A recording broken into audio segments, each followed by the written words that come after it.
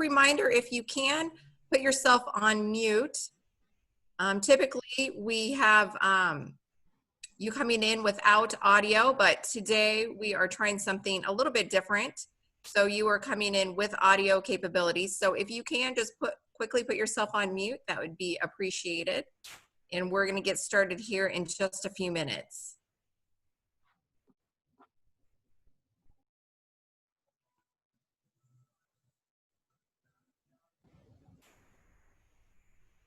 Can you hear me?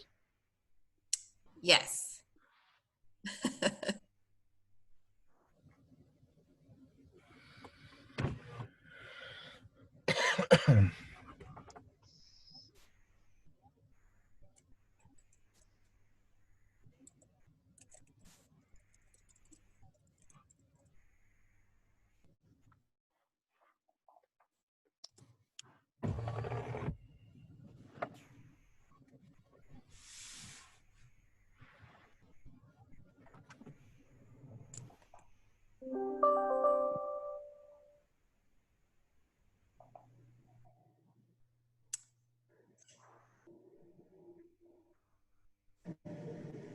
Well, Steve, it is 10. You want to wait a few more minutes, or would you like to get started?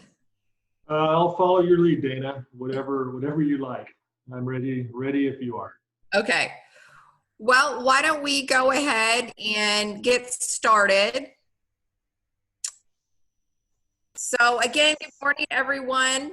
I hope your Wednesday is off to a great start. This is Dana Myers. I am with Southeast Community College. And again, I just want to thank all of you for joining us today for getting a grip on overwhelming projects. During this webinar, we will focus on the importance of stopping, taking a deep breath, and utilizing a tool that will help you plan and succeed as you continue to take on existing and new challenges. Before we begin, though, I just want to mention that you are joining this without video, but you are, your audio has been, I guess you're joining with audio. It's a better way to say it. So you guys have control over your mute and unmute right now. Our hope is to make this an interactive session. So Steve will have some prompts throughout the webinar asking you to join verbally or submit questions. So keep that in mind. So if you can quickly just take a quick second and make sure you are on mute. You have control over that. So if you can find that capability and put yourself on mute, that would be much appreciated. That way we can focus on Steve. I hear a little bit of some background noise. So if you guys could just double check that for me and please place yourself on mute, that would be awesome. So we will also have a Q&A session at the end of this presentation. If you guys want to just submit all of your questions through the Zoom Q&A feature at the end of the presentation, I will go through those and Steve will answer those during the time that we have allowed for today. So there's a lot of opportunities, hopefully, for some interactions and getting some questions answered for you. So with all of that being said, I'd like to introduce Steve.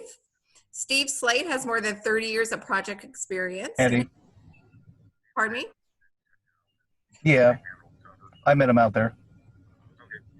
So again, real quick, if we could just take a quick second and make sure we're on mute, that would be fantastic. Just a little bit of background. Sorry about that, Dana. I'm going to manually mute anyone who hasn't muted themselves, and they won't be able to participate. Okay, thank you. Sure. So Steve has more than 30 years of project experience and has taught for more than 5 years at the university level.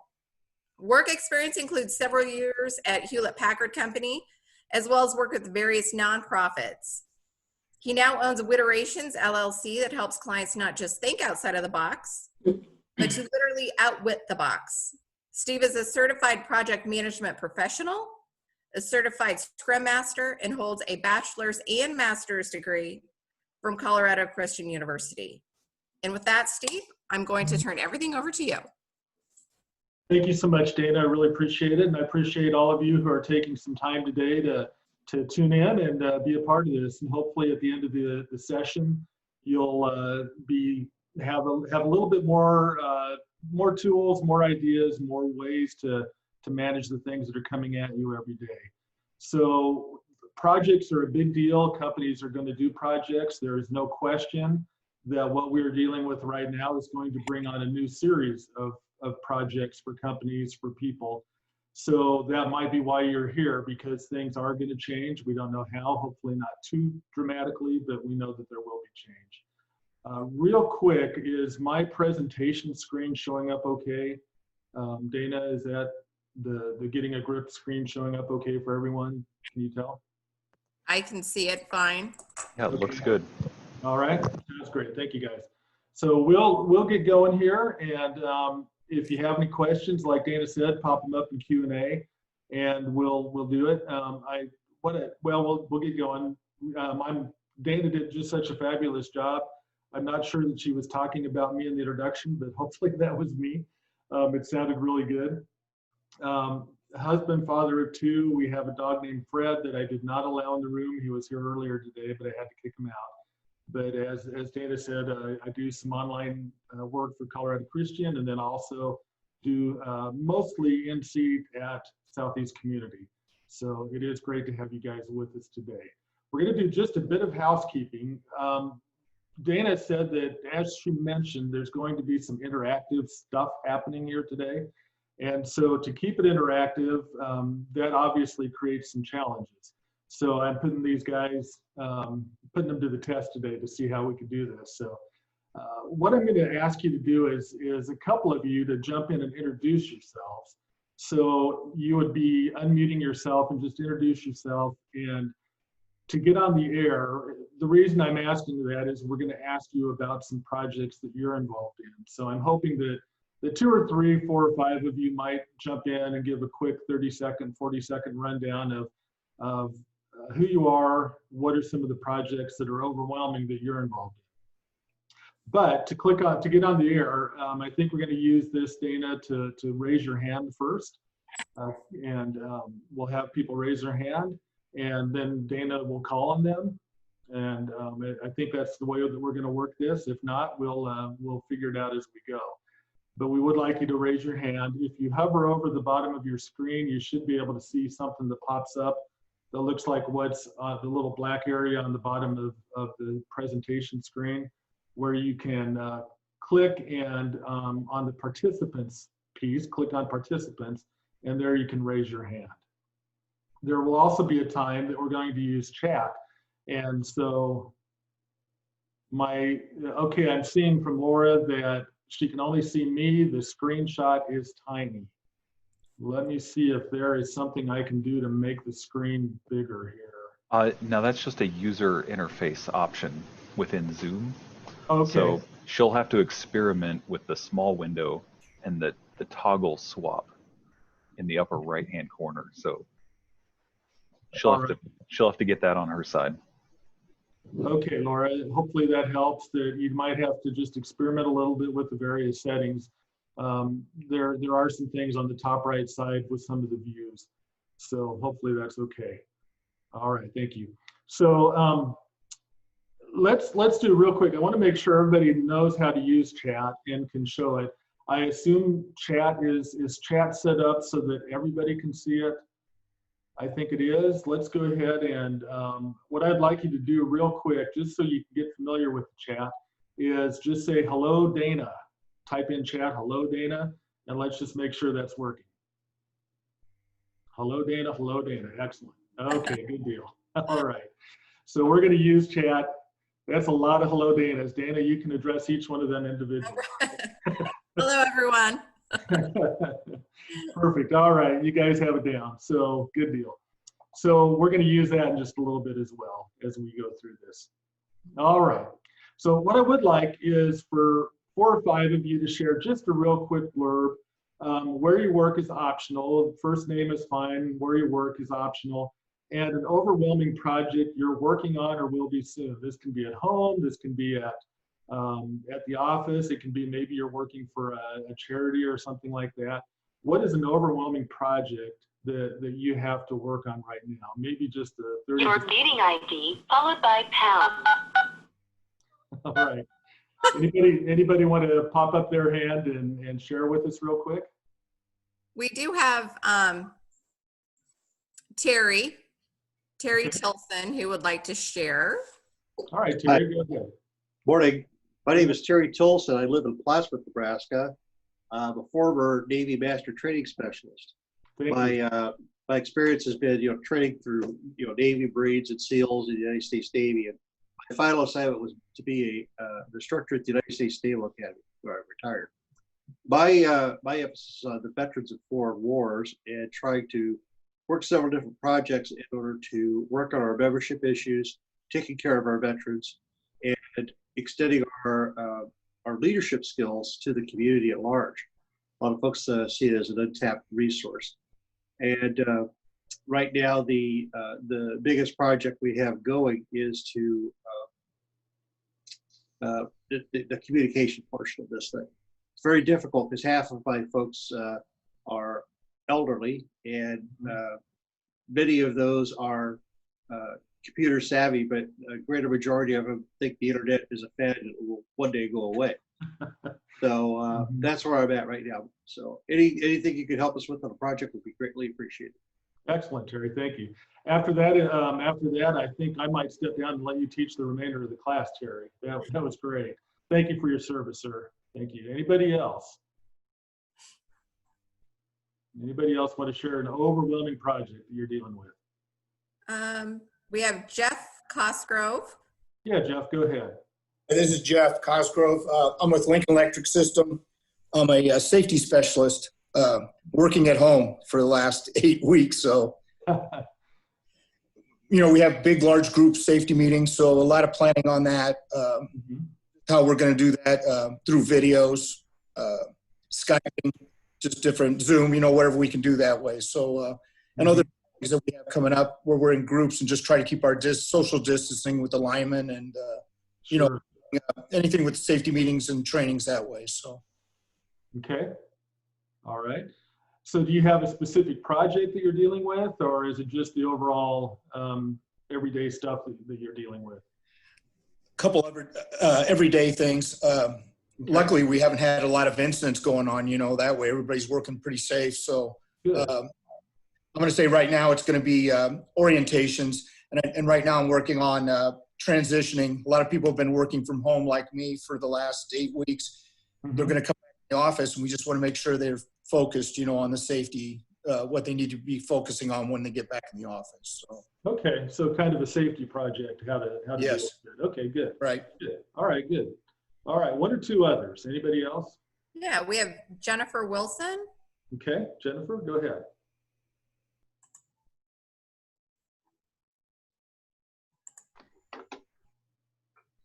Jennifer, can you hear me now? Yes. Okay. I hear you, Jennifer. Thank you. Okay. My name is Jennifer Wilson, also from Lincoln Electric System. I won't give what the project is, but I am on month 11 of a 12-week project. I don't laugh at you. I laugh with you, Jennifer. I can't seem to get it wrapped up. I mean, it's live, but we still have outstanding issues that we can't call it complete. So highly frustrating. We're on our 4th consultant because the other 3 have left the company, so we don't have that previous knowledge. It's been challenging, and I'm not sure how to finally just wrap it up because we are literally at their mercy. I hear you. Okay. Yeah, I apologize. I shouldn't have laughed like that. No, I get it. It's funny when I say it too, because it's like you have to think about it for a second. That literally was supposed to take 3 months, and it's now going to probably take an entire year. I have a jacket from Hewlett Packard days that says Project 18 on it. The 18 stood for 18 months because it was a large project.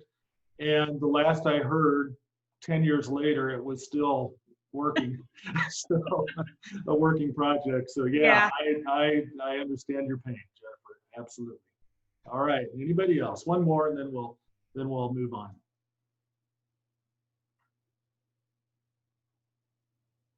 Is that it, Dana?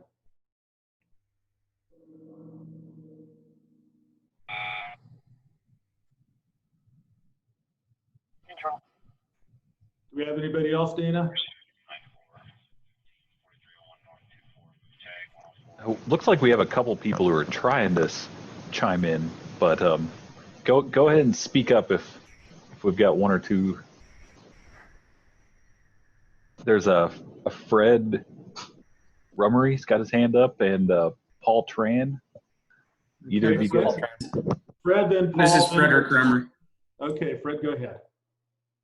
So I also an employee of Lincoln Electric System. I'm a project coordinator, so that is my day in and day out is projects, whether they're large or small, capital or maintenance. We see them all. So that's my biggest thing, not necessarily a specific project, but the toughest ones seem to be the ones with multiple coordinations, whether it be developers, working with the city, different powers to be that all play in, and everyone has different wishes. So getting those all to come together for a common goal is oftentimes the biggest issue that we find. Yes. Okay, good. All right, one more. And was it Paul? Yep. Paul Tran. I work for Lincoln Surgical Hospital. One of the big projects I'm working on right now is introducing a whole new line of service for our facility to something that we haven't performed cases for in the past. Okay. All right. Good. All right. So it sounds like we've got a huge variety of projects. We've got some that we maybe don't even know for sure are a project, but we're going to talk about, we're going to define a project real quick here in just a little bit. And so we'll just keep rolling here. Thank you for your participation and help. So my wife and I live in an old farmhouse just outside Lincoln. It was built in 1912. I don't know if you can see behind me. It's got the picture rail, all that stuff, the big old doors and stuff. Last spring, my wife decided, let's do a project and paint the house. Her plan, take a couple weekends, knock it out. Well, guess what? Just like Jennifer's project, we're still working on it. So we've got most of it knocked out. But here's what happens when you underestimate. Hopefully you can see the picture of a half-painted house. Thankfully, we're past that stage, but it's not as bad as the picture looks. We're just working on the porch part now. So after a significant amount of time and research, a lot of planning, a lot of work went into figuring out how we were going to do this. We ended up renting a lift. Cost a little bit more money, but we ended up renting a lift. We had some help from our kids. We were able to utilize that, and we were able to get the top of the house painted just like that. And then us old folks, my wife and I, were able to knock out the rest of it after they had left for the time that they were here. So what I'm going to do, this is a little bit of the, it's easy to miscalculate. It's easy to underestimate what a project's going to take. As a matter of fact, most projects are underestimated. And it's so easy to do that. So what I'm going to do, this is going to get really messy, but we're going to try it anyway. And Luke and Dana from Southeast, I apologize to you guys, but we're going to give this a try. So we're going to take a math test all together. And this is, again, an illustration of how easy it is to miscalculate. So I'm going to ask Dana and Luke to unmute all the lines in just a second, or unmute yourselves. It might be that you have to unmute yourself. But in a second, we're going to ask you to unmute, and I'm going to take you through a series of numbers that I'd like for you to add together out loud. Never tried this on Zoom, tried this live, and it usually works pretty well with the live class. Let's go ahead and let's do this. So what I'm going to do is take you through these numbers, 1,000, 1,040. You're going to add them up as we go. So I'm back at the beginning. So everybody unmute yourselves really quick. And I want everybody to add together these two numbers. So let's start at 1,000. Everybody say it. 1,040. 40. Okay, good. Okay, so we're going to do that. Everybody we're gonna go through this whole thing and try this. So that's exactly what we want. Everybody just yell it out, be proud, and let's see where we get here. So all right, here we go. This is the real thing right now. We're going. 1,000. 1,040. 40. 2,040. 1,040. 2,070. 3,070. 3,090. 4,090. 5,000. 5,100. Okay, something just happened. I'm not sure what that was. Now, I assume you guys are all highly educated people out here. Let's try that again because I heard about 3 or 4 different answers. Let's try that again. So here we go. 1,000. 1,040. 2,040. 2,070. 3,070. 3,090. 4,090. 5,000. 4,100. 1,100. All right, go ahead and mute yourselves real quick now. So once again, I heard 3 or 4 different answers. So it's actually 4,100, and I heard a lot of you say 5,000. I want those of you who said 5,000 to know, number one, we don't know who you are, so you're safe. And I also want you to know that most people do that same thing. I did it myself. I said 5,000, and most people do that. If you add the numbers together again, you'll see that you actually end up with 4,100. But it's just natural in our minds somehow to go to 5,000. So I'm sure that some of you got it right. Well, I know some of you got it right the first time. I heard the right answer the first time. But it's so easy, and I think we kind of get in that mindset. And what I've seen a lot of times in a live event is that people will add the numbers together, and they'll know in their head that it's 4,100. But when they hear everybody else say 5,000, they just switch and say, yeah, 5,000, because everybody else did. They think they might be wrong. So that happens in projects just as well as it does in this little exercise that we just had. Just as much as people will go through and they'll think that they've done it right, they'll in their head, boy, they've got it down, they've got it figured out. But the reality is they don't. The reality is that they don't have it right the first time. And one of the things in projects, and we're not going to get into this piece too much today, but when I have a class I teach at SCC that's an all-day class, and when we get into that class, we talk about how important it is to listen to the people that might have a little contrary opinion, or they might have something that is different than what everybody else says. And this is a really good illustration of why you would want to do that. You're going to want to listen to the people that sometimes have a different opinion because they might be the ones that are right. I would guess that probably 80% of the people with this little math exercise probably came up with the wrong answer, just a guess.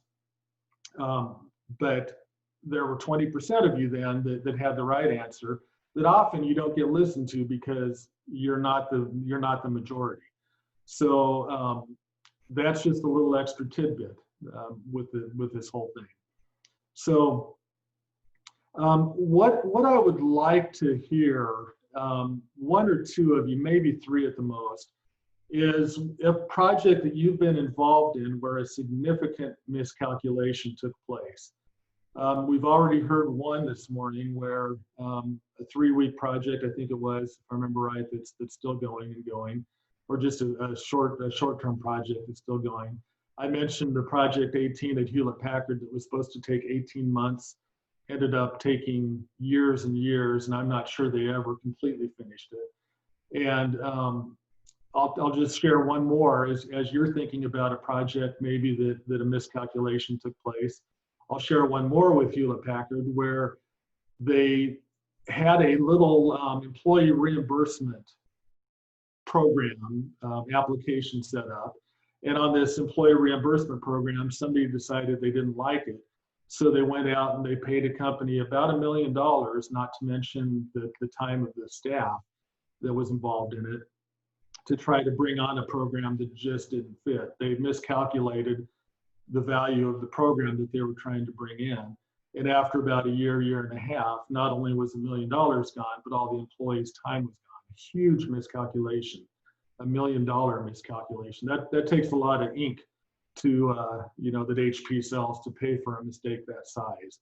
So anybody have a project miscalculation? You don't have to tell me who it was with or anything like that, but just a basic project where a miscalculation took place that that caused maybe the project to fail, or maybe almost fail, but somehow you're able to save it?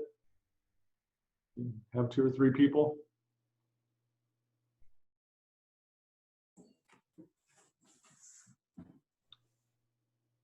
Any hands up, Dana? I don't see any so far. Okay, all right. Well, we'll keep rolling. There are reasons that projects fail, and we're going to look at that in just a minute. And any of you want to share, maybe as the slide I have up says, in retrospect, what's one thing you do differently if you were in charge of the project? Let's give you just like 10, 13 seconds to think about that. Is there anybody that would want to share maybe how a project failed that you would do differently that you think would have helped the project? Did I scare everybody from talking with that math assignment? All right, let's keep going. I don't want to keep you waiting. We do. We have one. We have a Okay. hand. Yeah, good. David Mueller. David, go ahead.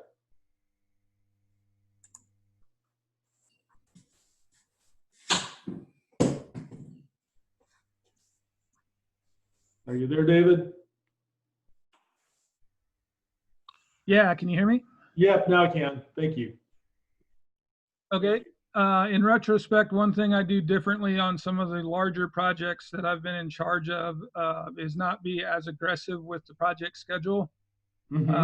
I get excited when the project comes in and I kind of plan out a schedule of completion. I don't usually leave enough buffer space sometimes on the larger ones, and things can, excuse me, things can kind of derail when you don't allow yourself enough time for unforeseen circumstances. Right. Boy, are we in the middle of one of those right now? Tell you that. A lot of projects got kind of short-circuited, I think. Anybody else, Dana, or is that it? I think that might be it. Okay, David, thank you for sharing. Yeah, sometimes you look back and you go, wow, we were really aggressive with that. Now we'll discuss that in just a minute as well. We'll look at a little bit in that.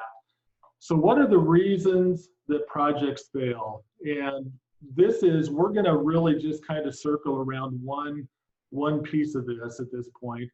But here are the top 10 reasons that projects fail. And the number one from this particular website was inadequate project planning. So we don't take the time, we don't take the effort to fully plan the project the way that we should. Other reasons are scope creep. If you're not familiar with the term scope creep, it simply put is you start a project and then somebody has, hey, let's do this. Somebody else says, let's do this too. And the next thing you've got 500 little add-on items that just bury the project. A recent project I was involved in was scope creep. One of the folks decided that they needed something out of a software application that was never part of the original project. The software that they had selected didn't work, didn't do that one thing, and literally the whole project ground to a halt until somebody came up and said, hey, that's not part of the scope anyway. That's not part of what we're doing here. So scope creep can kill a project pretty quickly. Use of unpracticed tools and techniques, shortage of resources and requirements, no or poor risk management, lack of user engagement. Lack of user engagement is a huge one. How engaged are the people that are working on your project?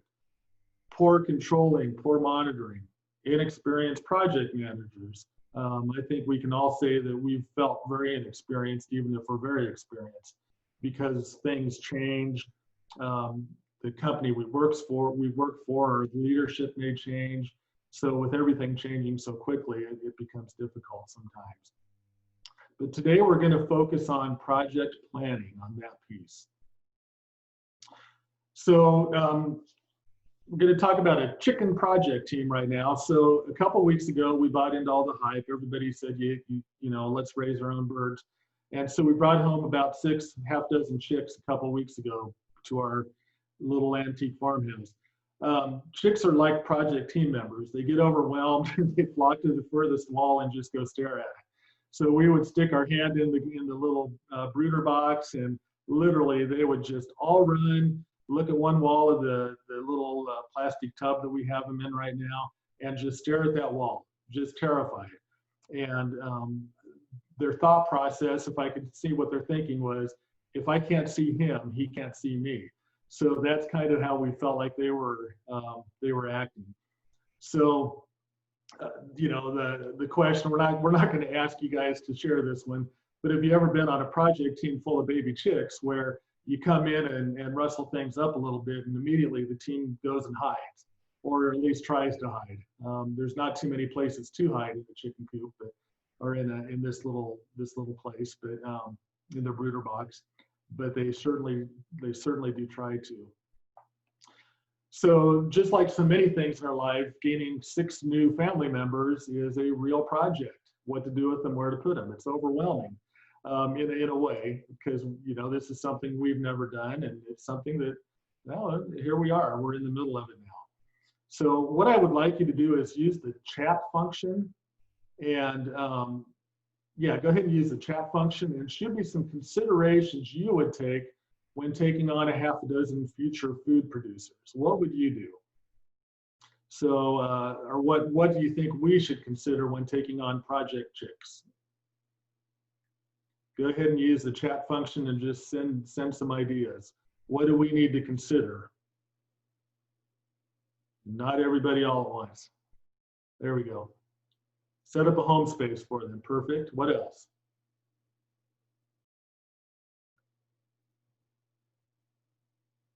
Food and water supply. What is my expectation for them? Good question. Expectation is eventually they're going to lay eggs, we hope. How much overall room will you need as they grow? Good. What else do we need to consider? Spend time socializing with the chicks. Our daughter has been very adamant about that. She tells us that she wants pictures of us holding the chicks. Keeping them safe from predators, absolutely predators. Room to grow. What Becky said was good, yep. All right, good. So those are just a few of the considerations. So we be ready to repeat what you expect of them, okay? Yeah, that's absolutely, and that's a good one for project team is repeat your expectations. Very good. Thank you, Diane.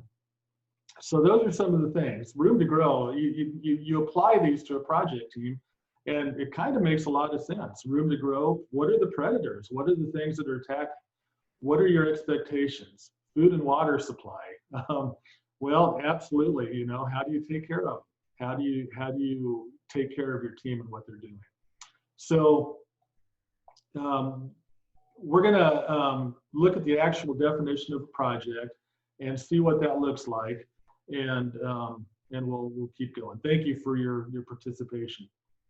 So a project is a temporary endeavor undertaken to create a unique product or service. It's temporary in that it has a defined beginning and a defined end. And I believe it was Jennifer, maybe, I can't remember for sure, Jennifer, that said that they're on week 63 of a short project. Ideally, a project is temporary, and we're going to just say, here is the beginning, here is the end.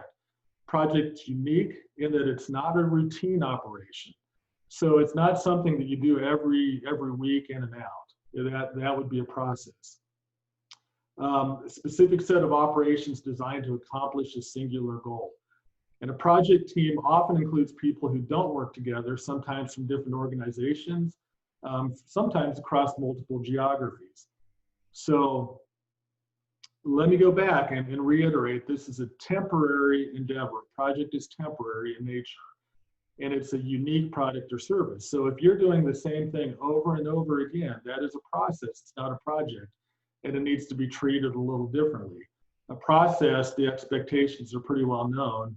A project, people say 80% of your time as a project manager should be spent communicating. All right. So that is a project. So important question, are baby chicks a project? Oh, absolutely, yes, they are a project. Based on the considerations you set in, do you think planning was involved, or did we just grab a tub, buy the chicks, and throw them in the box? No, we absolutely did not. When we came to this house, it had a chicken coop that the raccoons had got into and lived in for a while. So we had to repair the roof, had to repair a floor, had to get everything fixed up, ready for them before we even brought them home. Even though they don't live out in the coop yet, we had to prepare the coop so that when they're old enough and ready to go, we can transport it to the coop. So there was a ton of planning. We spent a lot of time on YouTube. We spent a lot of time on Backyard Chicken Farmer, and we learned a lot about chickens, how to raise them, what to do. And so far we brought home 6 healthy chicks, and so far they're still healthy. So what would happen if we hadn't planned? Well, we'd have an existential, that's terrible humor, but anyway, existential disaster. Thankfully, things are going good so far. So if you look at, Dana had mentioned that I'm PMI certified. Some of you know Project Management Institute. And that is, what that means is I took a really long grueling test and have some experience, and fortunately was able to come out okay with it and ended up with certification. And according to PMI, the folks that put together the project management test and have the certification, according to them, there are 5 phases to a project. You start off with the initiation, and that initiation piece is just where people begin to plan, they begin to think about it. They say, yes, I think this is a good project to carry forward with. Then we move into the actual planning phase of a project. That's the purple half circle there. The planning phase is where now we're going to try to figure out what this looks like. We're going to decide how far we're going to go. We're going to decide what is in scope with the project. We're going to decide what is out of scope of the project. So that's very important when we're looking at a project and we're planning a project, not to only consider the things that we are doing, but it's really important to say, and these are the boundaries, these are the things we're not doing. Because I mentioned scope creep earlier.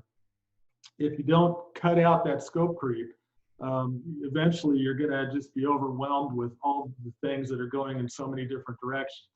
So part of planning is making sure that you have a focus on this is what the project is. And I think I saw one of the things was communicate, communicate, communicate, or repeat, repeat, repeat was one of the things. And that's what you simply have to do. What's expected and what is expected that will not be done. And quite honestly, sometimes you have to tell leadership that. You have to share with leadership, listen, this is, I know how important this is. This is out of scope of the original project. If you want to go ahead and do this, here are the ramifications. And so we don't just say yes when, ideally, we don't just say yes when leadership comes to us with veering off of the path of the scope. Ideally, we say, here is how it will impact the project. If you're willing to pay this much more, take this much more time, then we can go that direction. So planning is the second phase. Executing is the third phase, and monitoring and controlling is the fourth. But in reality, executing and monitoring and controlling, they all happen pretty much at the same time. Because as you begin to execute the project that you have planned and initiated, then you monitor and control it at the same time. Then finally, you close the project out, and hopefully there's some kind of a celebration involved, some kind of a retrospective to look back and say what went right and what went wrong. Well, today, we're only focusing on the planning segment of it. And the tool that I'm going to provide is well, we'll get to that in just a minute. But we're going to focus just on the planning piece. And once again, inadequate project planning is the #1 reason, according to this website. Different people will tell you differently. But inadequate project planning is one of the main top 10 reasons projects fail. No doubt about it. So why does it matter? Here are just some statistics from a website that I found that's involved with projects. 17% is the number of IT projects that go so badly they actually threaten the existence of the company. 45% is the cost overruns for large IT projects. 44% is the amount of value that is never realized. So we have these high expectations of the project, and 44% of the value is gone because we didn't adequately plan. 70% is the number of organizations that experienced a large project failure in the last 12 months, where the failure the project doesn't happen. It doesn't meet what it was meant to meet. 70% of organizations have dealt with that. 78% is the number of people that feel the business is out of sync with the actual project's requirements. So you look at those and you go, wow, how do projects ever, what's going on here? And I think that project planning is the key. A picture is worth 1,000 words, and maybe some of you have seen this picture before. So what we have here is a swing. Marketing requested it this way. Sales ordered it a different way with a chain in the middle. Engineering designed it. It doesn't even get off the ground. Platt manufactured it so that you're going to swing right into the tree. And the crew modified it, not necessarily with safety in mind. And all the customer wanted was a tire swing.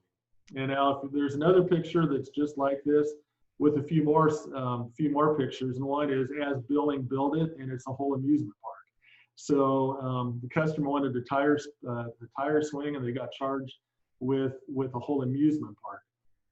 So this is part of, again, why project planning is so important, because if you don't take the time to plan, you're going to end up with something totally different than what you had anticipated, totally different than what you needed.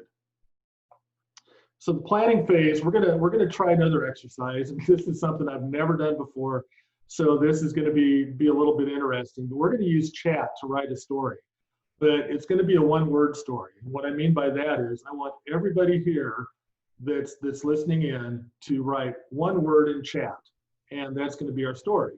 So real quick, starting right now, just type in one word and we'll read your story. Go ahead and go. All right. That's good to know y'all are awake. That's good. All right. So let's start reading the story. Okay. I'm scrolling up to read the story. Honey, Chaos, Sunshine, Fantastic, Glorious, Jump Cat, Zoom Award Wednesday, Planned Dog the Puppy. That was Planned Dog the Puppy. The food business, Cool Cat planning finished. Okay, great story. I don't think we're going to make any money in the publishing business, but maybe we can try. So what happened here, the whole reason for this little silly exercise, for writing the story, it's all about planning. It's all about planning. If we had taken the time to plan and I had said, okay, Becky, I want you to write this word and to think about this concept, Jennifer. See, we didn't even have a theme. We didn't have any kind of elements that would go into a good story. We just said, okay, everybody write a word, and somebody wrote chaos, I think the first couple words, and that's exactly what this turned out to be. And that's what happens in a lot of projects, because maybe we do planning, but we often forget to communicate what those plans are. Or somebody is gone one day, and when the planning happens, we don't bother to bring them back up to speed when it's time. So there are some things like that happen. And one of the major principles of project management is simply this, that you front load the time planning so that you front load the time that you take planning so that the project has a better chance of succeeding. So what happens with most projects are we jump into them, we go for it, and then we work it out as we go. Well, the reality is, as we're working it out and figuring these things out as we go, if we would have taken the time up front to spend a little more time planning, that would have translated to a quicker, smoother, better project. So I just want to really drill this in. You front load the time that you take planning so that the project has a better chance of succeeding. And if you don't front load the planning, you're going to end up with all kinds of issues down the way, things you didn't expect, things like that. So real life example.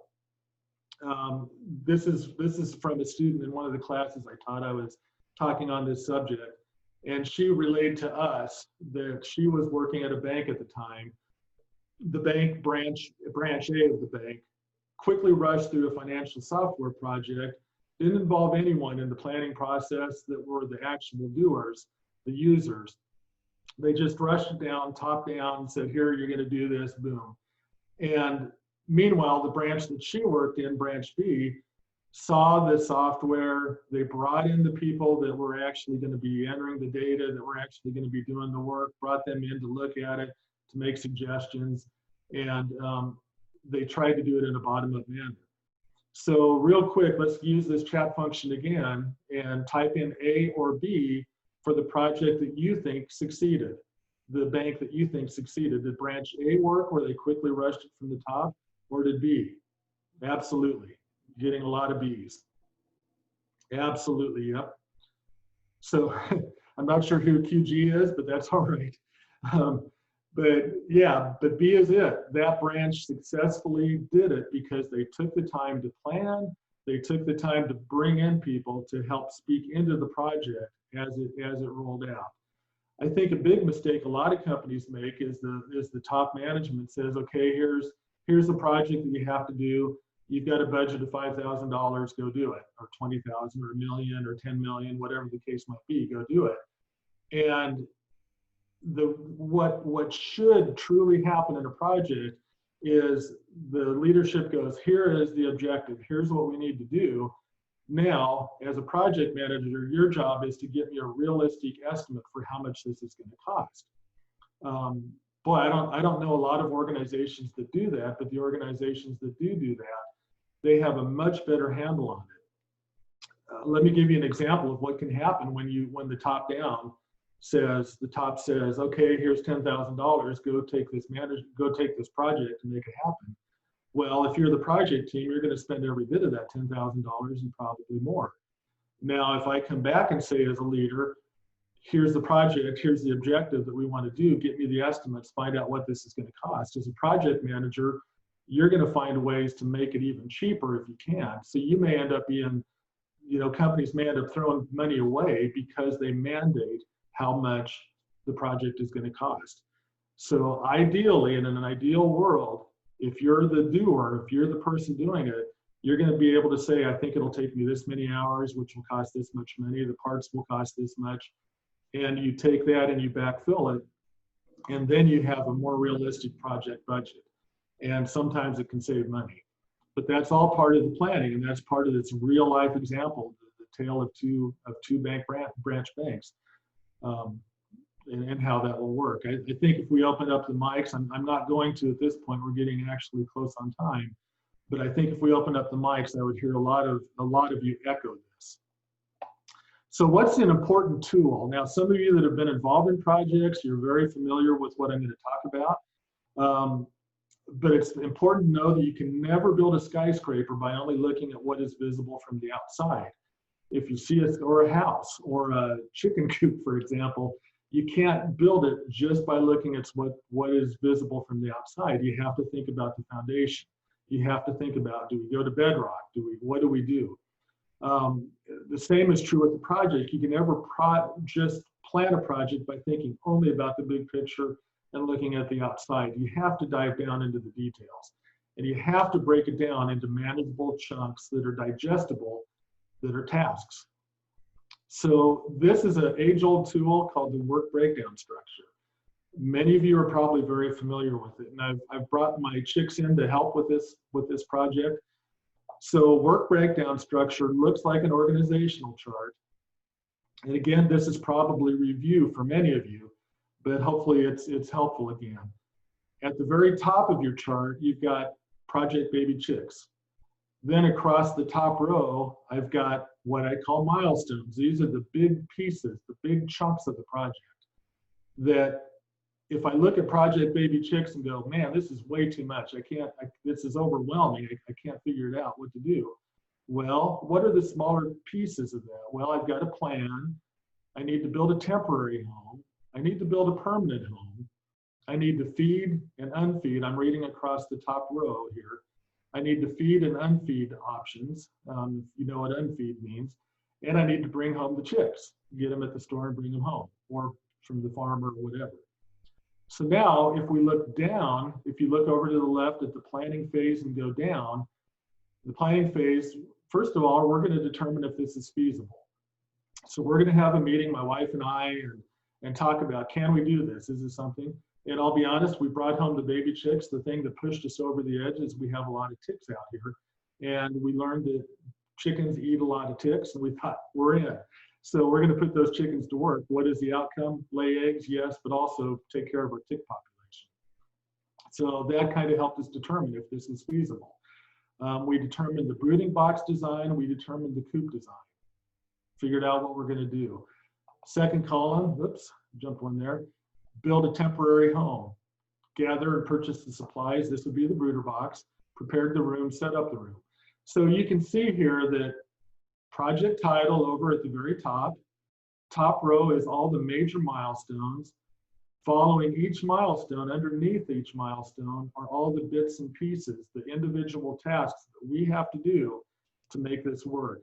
This works in a little tiny project called Bringing Home Baby Chicks. It works in huge projects that are multi-million-dollar projects. Now, you're not necessarily going to line out a multi-million-dollar project using this grid. You'll use software and things like that, but the concept is exactly the same. You have to take the time at the beginning of the project to think about what are the big chunks that I have to get done, and then break it down task by task by task. Now, a major question that often comes up is, well, how granular do you get here? For example, in the construction, do I say I need a box with 43 screws and 2 extra screws in case I break it? You can get that granular if you want to. You generally don't need to, but you can grind this thing down to whatever level you as a project manager feel comfortable with. The way I like to look at this is I like to think, if I forget this and let it fall through the cracks, will it harm the project? If yes, maybe I need to make sure that that's somewhere on my grid. Maybe I need to make sure that that is accounted for somehow. So that's kind of the way I look at this is how do I break it down? How far do I need to break it down to? And then in a bigger project, these tasks, of course, would go to different people. This just applied to us, but this would go, who is involved in construction? Who does that? Who's involved in security for the coop? You mentioned predators, coop security. So those are some of the things that you have to think about. Breaking down the projects. Again, we're front loading the planning side of things so that when we get to this point, add coop security, we're not going, oh no, what do we do? We've thought about it, we've planned for it, we've figured it out. Doesn't mean there won't be surprises along the way, doesn't mean things won't change, but it does give us a good thing to look at, to understand. These are the elements of the project that we have to have done. And of course, in a real project, we would assign a name. A little hint for you, if you're going to have a project called Do the Construction, don't assign a group. So if you're working in an LES, for example, and you're working on a project, don't assign a team to a task. Always assign an individual, always assign an individual.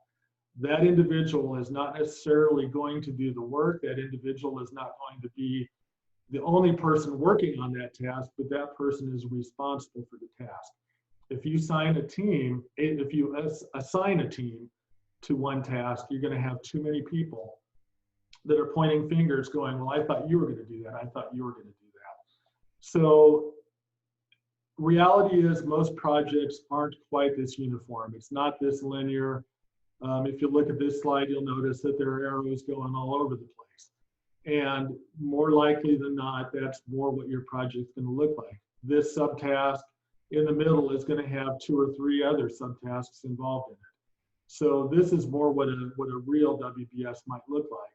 Obviously, a lot bigger than this. So that's how the kind of the big idea of how you plan a project. You name the project, your top row, you come up with the big milestones, your key deliverables, and then under the second row, you list all the tasks that go with that milestone. Recommendation that I would have for you is that a task always starts with a verb, starts with an action. determine, decide, build, create, ask, do, because that gives people a good idea of what that task is about. If you just say wall, what is it? What is a wall? Do you look at the wall? Do you climb the wall? Do you build the wall? Do you tear down a wall? So you don't use words like that. You always start with the verb determine, decide, build, create, and so on. And then you break down that project task by task. And that way people can follow it. They can see exactly what their task is, what their need is. So the big question is there an app for that? Absolutely. Many of you are familiar with Microsoft Excel, Smartsheet. I'm a big believer in Smartsheet, and we use it a lot for some of the projects I work on. Smartsheet.com. Google Spreadsheets can be used, Trello, Basecamp. If you've ever heard of mind mapping software, there's some really good mind mapping software that can help actually build out the WBS. You can use mind mapping software for that, Google Mind Mapping. MindMeister is one of those products that does that. And you break it down task by task. So it looks like we only have 5 minutes. Dana, did we have any questions come in during this time? Let's see.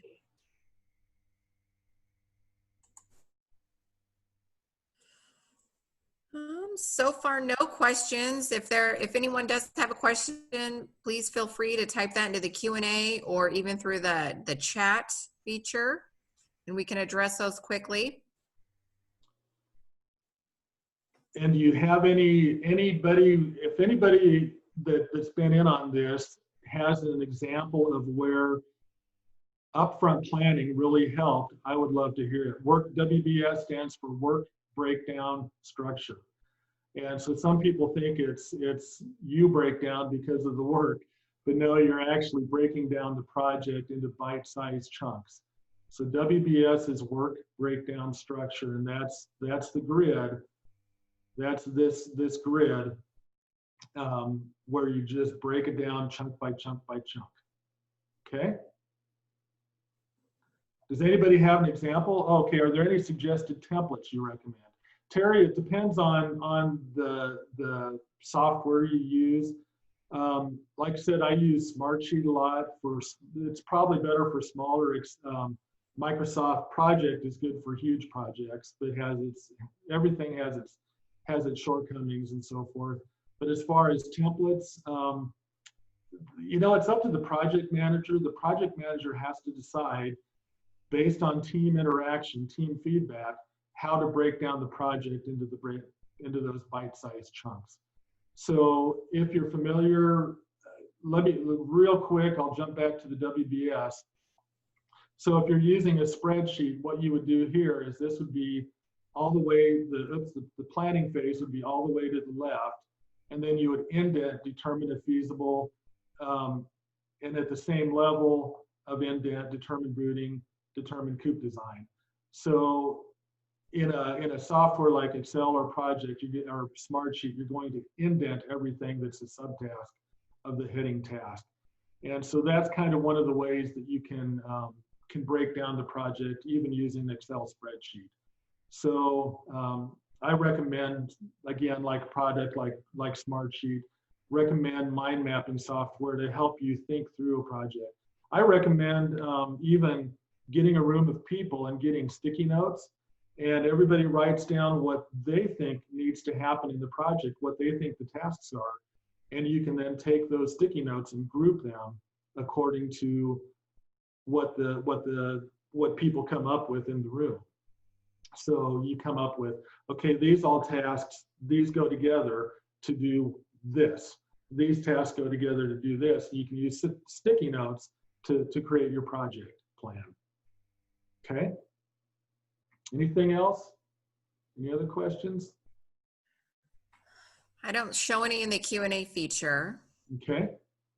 I think I probably should have included an email address on my presentation here. I did not, but it's literally steve@witterations.com. It's iterations with a W in front of it. Steve@witterations, or you can contact Dana at Southeast Community if you have any questions come up. But it's the top of the hour. I know you guys need to get back to it. I appreciate the time, and I welcome any direct questions, and I hope that you felt that this is a valuable resource today. Dana? Yeah, no, again, yeah, thank you again, Steve, for doing this for us. And we will be doing another one with Steve, I believe, in a couple weeks. Mhm. Actually, yeah, so if you hopefully you have registered for that one as well, we'll be touching on a slightly different topic for next time. But yeah, thanks again, everyone, for joining us. And we hope you have a great rest of the day. And please feel free to reach out with any questions. Thank you so much, everyone. Thank you, Dana and Luke. You bet.